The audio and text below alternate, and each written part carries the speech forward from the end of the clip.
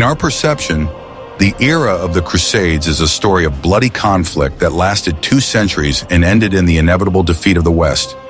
We remember the fall of Jerusalem, the loss of Acre, and the final expulsion of the Crusaders in 1291. For us, the Kingdom of Jerusalem is a temporary anomaly, a foreign body rejected by the East. History took a path of harsh division. Europe remained in the West, while the Middle East came under the control of Islamic powers. First the Mamluks, then the Ottomans. But this inevitability is an illusion created by hindsight. In the 12th century, the Latin East, or Outremer, land beyond the sea, was not just a military camp, but a rapidly developing state where the West and the East began to intertwine into a single knot. The kings of Jerusalem minted coins with Arabic script. European architects adopted Syrian technologies, and trade routes connected London with Baghdad via the ports of Acre and Tyre. The collapse of this state was caused not by civilizational incompatibility, but by a series of specific military and political mistakes and a demographic deficit. But what if the key decisions of 1187 had been different? What if the Kingdom of Jerusalem had not fallen under Saladin's blows, but had survived, turning into a powerful maritime empire? The Levantine Frankish state? Imagine a world where the Holy Land became not a battlefield, but an eternal bridge between civilizations. A world where Constantinople did not fall and the Ottoman Empire was never born. Watch the video to the end to find out how the history of the stable Levantine Frankish Empire might have changed. Let's look at the real map of events on the eve of the catastrophe. By the 1180s, the Kingdom of Jerusalem really did look like a strong, almost victorious player in the Middle East. It stretched like a narrow thread along the Levantine coast, including Acre, Jaffa, Tyre, Beirut, and other port centers. However, cracks were already appearing within this power. The kingdom grew on the basis of external victories, but internally it was divided. The feudal nobility shared influence, resources, and the right to make decisions for the king, and each considered himself to be more righteous than the other. At the height of their territories, knights and fortresses truly created a reputation for invincibility. The Frankish cavalry was considered the most formidable striking force of the time. A heavy horse and a rider in armor were like a single armored train of their century. But even an armored train is powerless without supplies. The castles held their defenses, but were not politically friendly with each other, and politics slowly eroded the metal. The economic backbone of the kingdom was the sea and trade. The ports not only fed the treasury, they were gateways for money, people, and supplies. Spices, fabrics, jewels, and weapons passed through them, connecting the East and the West. But the kingdom depended too heavily on these routes. The richer the ports were, the more the barons fought over them, and the less they thought about unity. Gold and a belief in superiority created a dangerous illusion of eternity. The Frankish nobility considered themselves the center of the world in this region, even though they were only a minority. They looked at the map through the crown, not through reality. Even the richest lands do not multiply people on their own. People need to be protected. But at that time, it seemed that people were an infinite resource, and that was not the case. However, the kingdom had 2 Achilles heels. The first weakness was in the size of the population. There were indeed few Franks. They constituted only a narrow ruling elite. Below them lived local communities. Orthodox Greeks on the coast, Syrians, Armenians, Arabs, urban Muslims, and rural tribes. These people paid taxes and lived their lives, but did not feel that the kingdom was theirs. The kingdom was based on a minority that ruled the majority, and it is difficult for the majority to fight for someone else's crown. And this was already a risk. Saladin, who at that time was simply considered a talented ruler and not a global hero for Muslims, truly united Egypt and Syria. Before that, the Islamic world was fragmented between emirs and dynasties. Saladin bet on unity instead of disputes. He united the armies and the meaning of war. Taking the kingdom in a pincer movement was not just a military idea, but a strategic one. And it succeeded because the rear became heavier than the knightly front. A united East is always stronger than a divided West at a distance, and the Vikings of the Great North know that a scattered fleet sinks faster in a storm than a united one. The same principle applied here, only in the sands and with swords. King Baldwin IV, sick with leprosy, was weak in body but not in mind. He kept the kingdom balanced even between conflicting barons. He was respected even by those who argued among themselves. The nobility knew that the king was sick, but wise. The people believed in the king because the king believed in reality. But the king was dying, and with him, the balance was dying too. Guy was a truly brave warrior and a favorite part of the army, but politics demanded more. He listened to loud people, not the quiet card. The nobility gave rise to hawks, leaders who favored aggressive solutions. Among them was Renaud de Chatillon, a man who would later be called the main instigator of the conflict. But at the moment of provocation, he seemed simply a vocal rebel rather than a threat of collapse. The Sultan does not attack a strong king immediately. He attacks a strong neighbor who has become a weak strategist. And that was Saladin's chance, not a mistake of the East. Before that, Saladin could not justify a large-scale war of unification in the eyes of the people. He needed a reason that people would understand immediately. Reno attacked Muslim caravans, violating the fragile truce. And this was no longer just robbery, it became a symbol of a breach of peace, and everyone in the East understood this. Now the war made sense. For the Ottomans, for the Syrians, for the communities, and the kingdom was losing that meaning every day. The Frankish army marched in the heat without sufficient water supplies, and this became a real strategic mistake. The warriors believed in their superiority, not in the ground beneath their feet. They moved away from the water, deciding that initiative was more important than security. The water was nearby, but they did not return to it. The heat and dehydration destroyed the troops faster than the sword. As a result, the army was surrounded and completely destroyed. And this decided the fate faster than the siege of the walls. After Hattin, Jerusalem fell within a few months, even though the walls were still physically strong. The people in the city no longer believed in the strategy of the nobility. They no longer expected victory. They expected surrender, and surrender became the logical outcome of the war in their minds.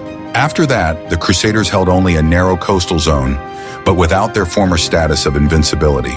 They still ruled territories, but they did not rule the minds of the majority. Their fleet still existed, but it was no longer a fleet of hope. The northern analogy works here too. Having lost the center, you can hold on to the edge, but you can only live by regaining the meaning of the struggle. And the meaning then went to the east, not into the sand. Internal collapse is always faster than external collapse if the external waits for the internal to destroy itself.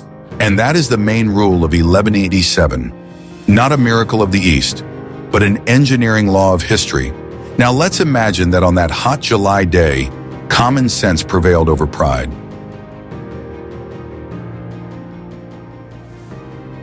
What if events had turned out differently? Let's go back to the beginning of July 1187. Saladin's army is besieging the city of Tiberias. The Sultan deliberately chooses this position to lure the Crusader army out of its fortified camp at the springs of Sephoria into the sun-scorched desert. In our story, the opinion of the hawks prevailed at the military council, accusing the king of cowardice. But let's assume that in this reality, the voice of Count Raymond III of Tripoli, an experienced tactician, sounds more convincing. He utters the same words as in the Chronicles. Tiberias is just stones and people. The kingdom is the army. If we keep the army, we will get the stones back. If we lose the army, we will lose everything. Guy de Lusignan makes a difficult, unpopular, but salvific decision. The Frankish army does not move from its position. It remains near the abundant water sources in Sephoria, in the shade of olive groves, in fortified positions. Saladin waits a day, 2 days, a week. His huge army, assembled from different tribes, begins to suffer from the heat and inactivity. The water in the vicinity of Tiberias runs out. The emirs begin to grumble, wanting to return home for the harvest. Saladin, realizing that storming the fortified Frankish camp would be suicidal, is forced to lift the siege and retreat to Damascus. The campaign of 1187 ends in nothing. The army of the Kingdom of Jerusalem, the cream of the knighthood, the military orders of the Templars and Hospitallers, is preserved. Jerusalem has not fallen. This non-occurrence of defeat changed the entire dynamic. The Third Crusade, which was already gathering in Europe, Frederick Barbarossa, Richard the Lionheart, Philip Augustus, arrives not at a pile of ashes to reclaim the ruins, but at a fully functioning state. This is no longer a rescue operation, but a powerful reinforcement. The enormous combined forces of Europe and the local kingdom go on the offensive, finally capturing the Egyptian front and strategic ports, putting Saladin in a critical position.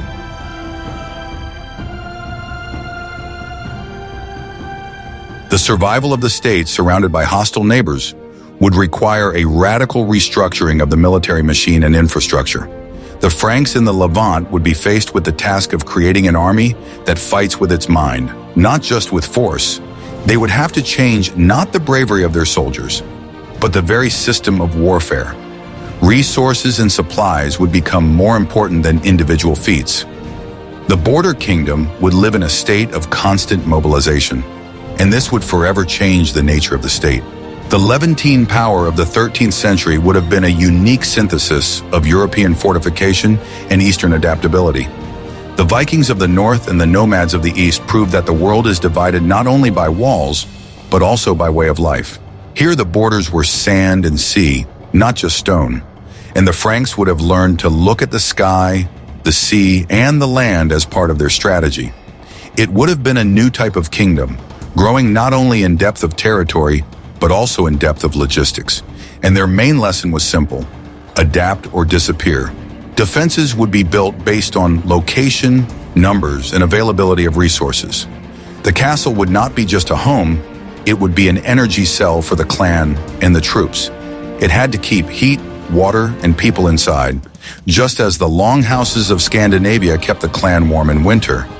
The experience of the Northerners would be repeated in the sands of the Levant, and states would learn from each other without meeting in person. The basis of defense would be a network of concentric castles.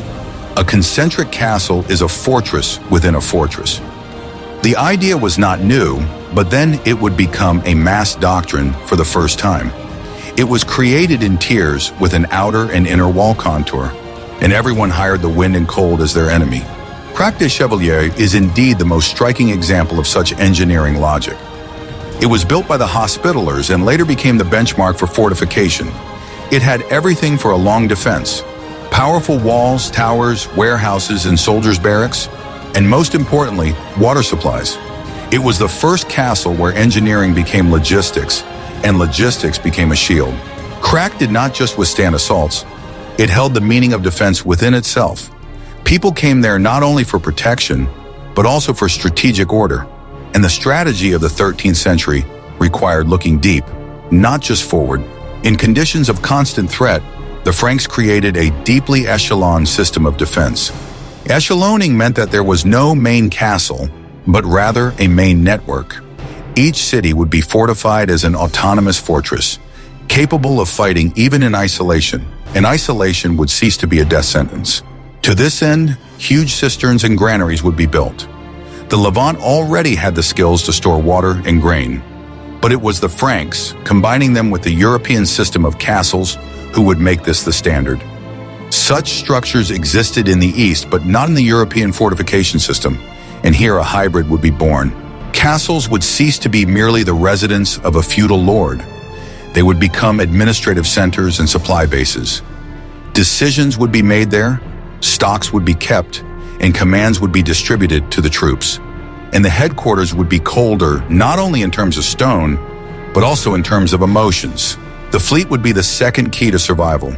The Italian maritime republics truly dominated the seas in the 13th century. The seas were stronger than the land if you knew how to control them, and the coast would become an extension of naval logic. Venice, Genoa, and Pisa did compete with each other, but in this scenario, they would have competed for the wealth of the Levant, not against the Franks. The coast would have become their main naval base. Shipyards, warehouses, trading posts, and barracks for sailors would have been built here, and the sea would become a line of supply instead of a line of fear.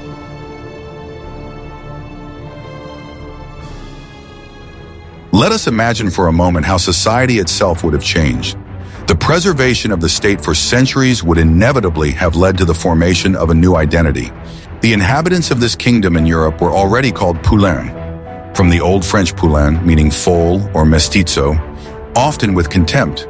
But in conditions of stability, this word would become a proud self-designation. It would have been a frontier society where survival depended on pragmatism rather than fanaticism. The Frankish nobility, while remaining Catholic, would have adopted the everyday habits of the East, wearing silk caftans, using baths, and enjoying Eastern cuisine rich in spices.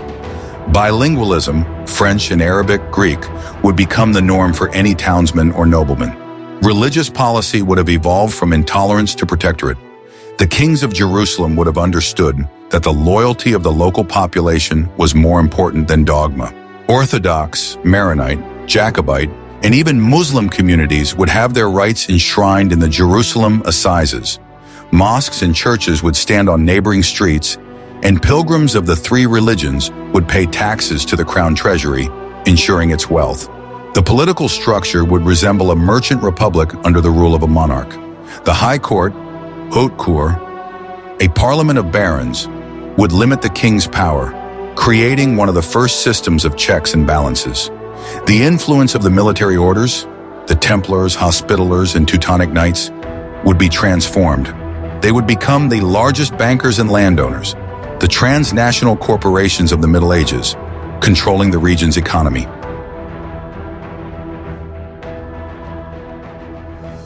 The economic foundation of such a state would be colossal. By holding the ports of the Levant, Acre, Tyre, Beirut, Jaffa, the Frankish state would become the bottleneck for all trade between Asia and Europe. The Silk Road would end not in the hands of the Muslim rulers of Egypt or Turkey, but in the customs terminals of the Franks. Spices, silk, and porcelain would pass through Christian ports. This would give the kingdom resources incomparable to the incomes of European monarchies. The Jerusalem Bazan, a gold coin modeled on the dinar, would become the main currency of the Mediterranean, the dollar of the Middle Ages. But it was not just about transit. The Levant would become a center of production. The Franks would actively introduce new crops: sugarcane, cotton, citrus fruits. Sugarcane plantations around Tyre and Acre, cultivated using advanced irrigation technologies, would have supplied sugar to all of Europe long before the discovery of America. Industrial espionage and knowledge exchange would have led to paper, glass, and silk production technologies reaching Europe centuries earlier and on a larger scale. Acre in the 13th and 14th centuries would have resembled Hong Kong or Singapore of its time, a cosmopolitan city of skyscrapers. Chronicles mention 5 to 6-story buildings in Acre, where deals worth millions were made.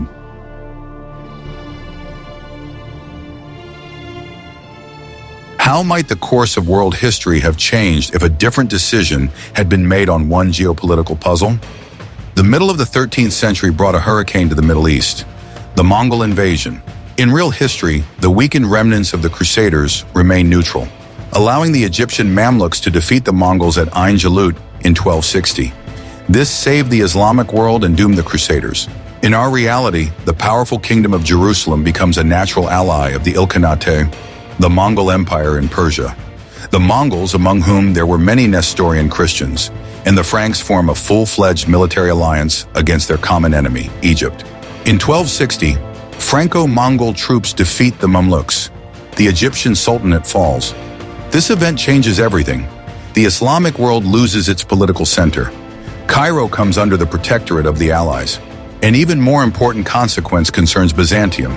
The Fourth Crusade, 1204, which destroyed Constantinople, simply makes no sense in this reality. Since the road to Jerusalem is open and safe, and the Levant is rich and pays for mercenaries, the Venetians have no need to redirect the Crusaders to plunder Byzantium. Constantinople has survived. The Byzantine Empire, relying on its alliance with the Latin East, retains control over Asia Minor. The Turkic tribes, ancestors of the future Ottomans, find themselves squeezed between a strong Byzantium, the Mongols, and the Franks. They have no room for expansion. The Ottoman Empire, which closed the East to Europe for 600 years in our history, was not born.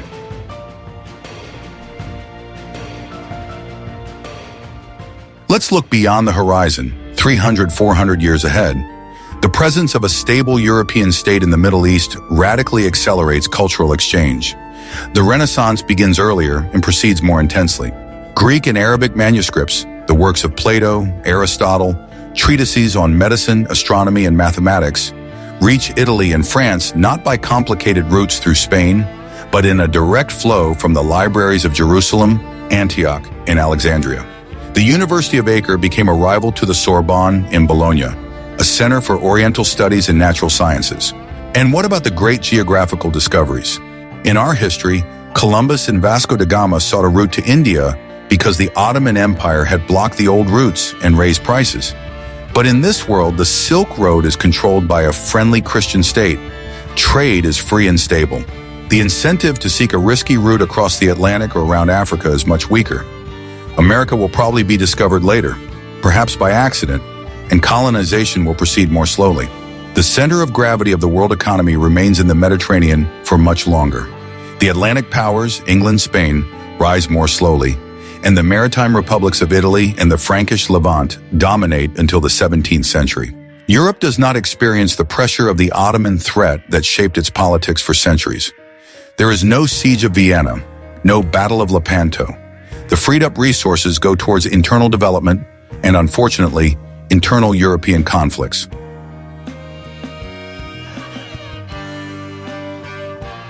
One detail, and the chain of consequences takes on a different logic. Sometimes history is turned around not by a loud event, but by a small decision that triggers an avalanche of changes. In 1187 and 1453, people thought that the world was collapsing forever, but in fact it was only changing its center of power. The Vikings of the North knew the principle. One weak link breaks the whole chain, even if the rest are strong. In the case of Constantinople, this link was the spirit of the people, not the walls themselves. History shows that a turning point is rarely sudden. More often it grows slowly, like a shadow before sunset. In our reality, the Crusades remain a heroic myth and a traumatic event. Europeans later remembered them as a feat of faith, sword, and honor, although on the ground it was a bitter conflict of cultures and economic interests. For the Islamic world, the invasion became a reason to unite in resistance rather than in the development of ideas. The fear of another invasion made rulers more closed off and cautious. Mehmed II, by taking the Straits, ushered in an era of Ottoman power. But before that, fragmentation had been the norm for the region for decades. The defeat of the West strengthened the East as a reaction rather than a dialogue. As a result, the Islamic world became more conservative and closed. This did not happen immediately. At first, there was a sense of danger of losing one's faith and way of life. Scholars, theologians, and rulers increasingly relied on the idea of protecting tradition rather than the idea of exchanging knowledge. Closeness grew as a form of defensive thinking. The strategy of survival became a strategy of preserving the unchanging. And the unchanging rarely gives rise to anything new on the horizon. Cut off from the East, Europe was forced to seek new avenues of trade and influence. Whereas land corridors had previously been the main route, the sea now became the corridor. States had to think about how to build ships that could withstand not only storms, but also economic hopes. This created a whole culture of maritime navigation, cartography, and new schools of thought about the world. People stopped looking only at the shore and began to look beyond the horizon. And this forced Europe to become an ocean power, even if its kings initially dreamed only of the spices of the East. In an alternative reality, the world is more balanced and integrated. In such a model, power is not concentrated in one center, but is shared among different regions simultaneously. The border between Christianity and Islam is not an iron curtain. It is more like a gate with a constant flow of people, ideas, and goods. In such a reality, fear is weaker than trade. Trade is stronger than walls, and exchange is more important than assault. There would be a large gray zone, a Levantine state integrating the cultures, languages, and engineering methods of both civilizations. It would be an empire of mixing, not exclusivity. People of different faiths and traditions would live closer to each other, not only out of necessity, but also for the benefit of trust. Communities would argue, but would not be completely divided, and this would provide more directions for development than directions for war. In such a reality, Islamic knowledge could develop more openly, like the Byzantine and Italian schools of humanism. The influence of the sword would give way to the influence of the trade caravan. Only now by sea, people would not wait for the triumph of religion through conquest. They would wait for the triumph of influence through exchange, and exchange would be their triumph. Islam, without military triumph over the West, might have remained more fragmented between emirs and dynasties. But it was precisely in this fragmentation that intellectual and commercial rivalry could have been born, rather than rivalry between banners. Scholars in the East would compete for the ruler's respect through translations, ships, maps, and the philosophy of trade. People would not argue with the fate of the Norns, but they would argue with the luck of science. And it was, however, stability comes at a price. Sometimes it is crisis that pushes humanity forward faster than calm. If Europe had not sought detours across the ocean, its geographical triumph might not have happened in time. Perhaps their leap forward would have been strong, but belated. And history is ruled not only by the strength of the step, but also by the timing of the step.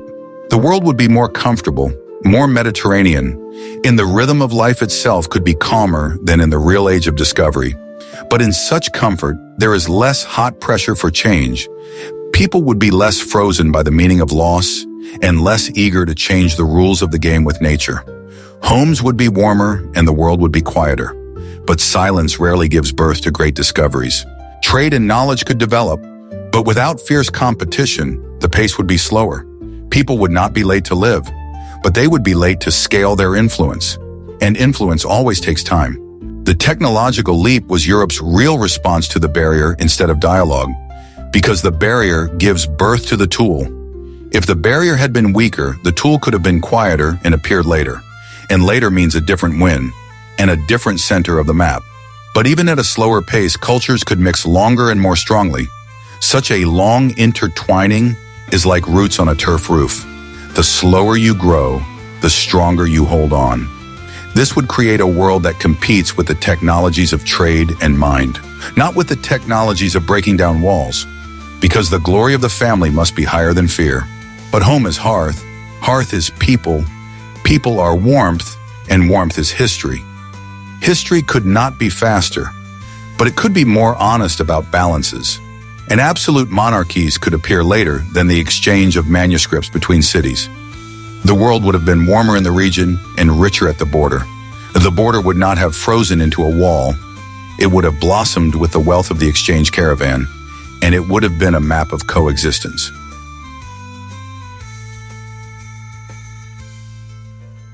The story we have painted shows how fragile our present is. The Kingdom of Jerusalem did not perish because it was doomed by historical laws, but because on a specific day under the scorching sun of Galilee, a handful of people made the wrong decision. The survival of this state would have prevented the emergence of the Ottoman Empire, preserved Byzantium, and created a unique bridge civilization. We would live in a world where East and West are not polar opposites, but neighbors trading in the same market. In this world, there would be no civilizational rift that we still feel today. Subscribe so you don't miss new versions of history.